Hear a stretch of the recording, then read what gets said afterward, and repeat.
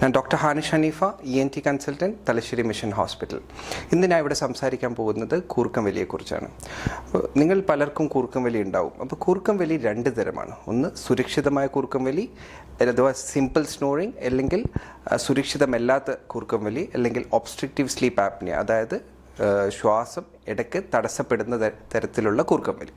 അപ്പോൾ സുരക്ഷിതമായ കൂർക്കം വലി പ്രത്യേകിച്ച് ചികിത്സ ഒന്നും അർഹിക്കുന്നില്ല. അപ്പോൾ നിങ്ങളെ കൂർക്കം വലി ഏത് ഇനത്തിൽ പെടുന്നതാണെന്ന് മനസ്സിലാക്കാൻ ഇതിൻ്റെ ലക്ഷണങ്ങളാണ് നമ്മൾ പരിശോധിക്കേണ്ടത്. സുരക്ഷിതമല്ലാത്ത കൂർക്കം വലിയാണോ നിങ്ങളുടേത് എങ്ങനെയാണ് മനസ്സിലാക്കാം? പൊതുവേ നല്ല ഉറക്കം കിട്ടാത്തവർ, അതായത് സുരക്ഷിതമല്ലാത്ത കൂർക്കം വലിയുള്ളവർക്ക് രാവിലെ എണീറ്റാൽ നല്ലൊരു സ്ലീപ്പ് കിട്ടിയ ഫീലിംഗ്സ് ഉണ്ടാവില്ല, ആ ഒരു സംതൃപ്തമായ ഉറക്കം കിട്ടിയ ഒരു അനുഭൂതി ഉണ്ടാവില്ല.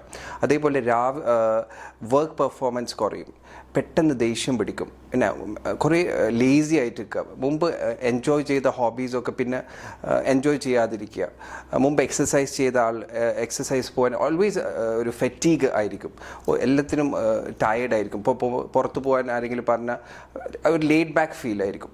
പിന്നെ അതേപോലെ BP ഉള്ളവർക്ക് ചിലപ്പോൾ BP നിയന്ത്രണിതമായി മരുന്ന് എടുത്താലും കുറയാതിരിക്കുക, ഡയബറ്റീസ് അതേപോലെ മരുന്ന് എടുത്തിട്ടും കുറയാതെ, ഇതൊക്കെ ബാഡ് സ്നോറിങ്ങിൻ്റെ ലക്ഷണങ്ങളാണ്. അപ്പം നിങ്ങളുടെ കൂർക്കം വലി സിമ്പിൾ സ്നോറിംഗ് ആണോ അല്ലെങ്കിൽ ഒരു ബാഡ് സ്നോറിംഗ് ആണോ എന്ന് നിങ്ങൾ മനസ്സിലാക്കണമെങ്കിൽ നിങ്ങളുടെ ഒരു പൾമനോ, അതായത് ചെസ്റ്റ് ഡോക്ടറോ അല്ലെങ്കിൽ ഒരു ENT ഡോക്ടറെയോ നിങ്ങൾ കാണിക്കുക. ഈ സ്ലീപ്പ് ഹാൻഡിൽ ചെയ്യുന്നത് ഈ രണ്ട് വിഭാഗങ്ങളാണ്. Thank you.